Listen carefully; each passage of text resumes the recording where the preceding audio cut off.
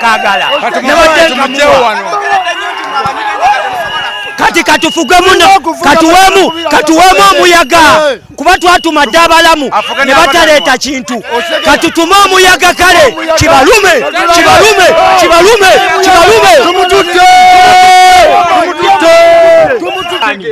yani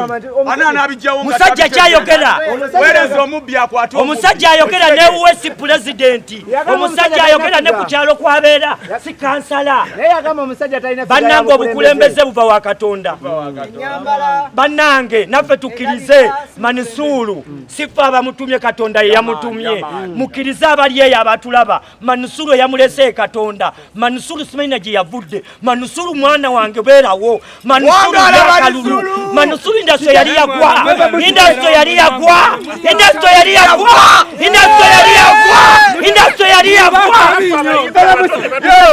singo kubanyiganga mu abayimbi okulembeze bwawuma nkolagana abayimbi tetulina we twesanga ne twegana ono ye muyimbi amanyi Bebecool ankupate Bebecool amanyi nnyimba tamanyi muyimbi ono ye muyimbi amanyi buli muyimbi okuva ku olyani record era butida mpaka ku Bebecool mpaka ku fresh kid bonna abayitamu mwana nga bonna bakyalibe mwana ate omusajja akoze ebintu byenga mwana muto talina gyagenda kuddukana ono biggest rapper okitegeera kati tuleze omusajja alina obwesigwa omusajja mulasika ate musiraamu waliwo kirabyeko naye ate gwe wasigewo bwa rapper omukulembeze bwa rapper omanyi ono munene asinga hip hop ono ndi munene okuzinga hip hop wa Uganda tulonze King Saa kuba yasobola tulonze King Saa kuba yayina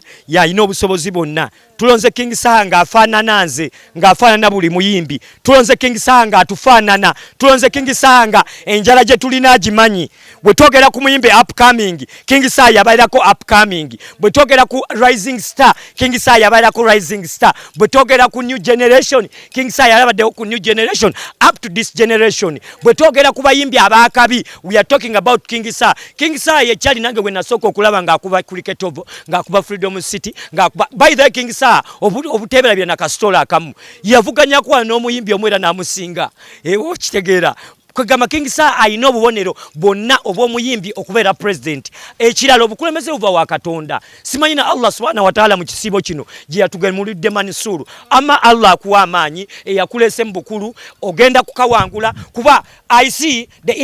industry has been dormant. The industry has been dormant.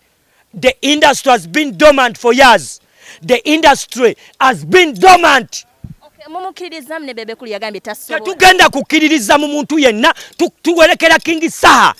ye president tetugenda kuwuliriza Bebecool tetugenda kuwuliriza n'abawagizi bali eyo mbagama bakama baffe tugenda bawuliriza wamma ne tetugenda kuwuliriza Bebecool essaawa eno gye twogererako we are booming the industry kati laba ekiri mu Kampala ani ataddewo embeera King Saa industry ebadde yagwa emyaka 8 by the way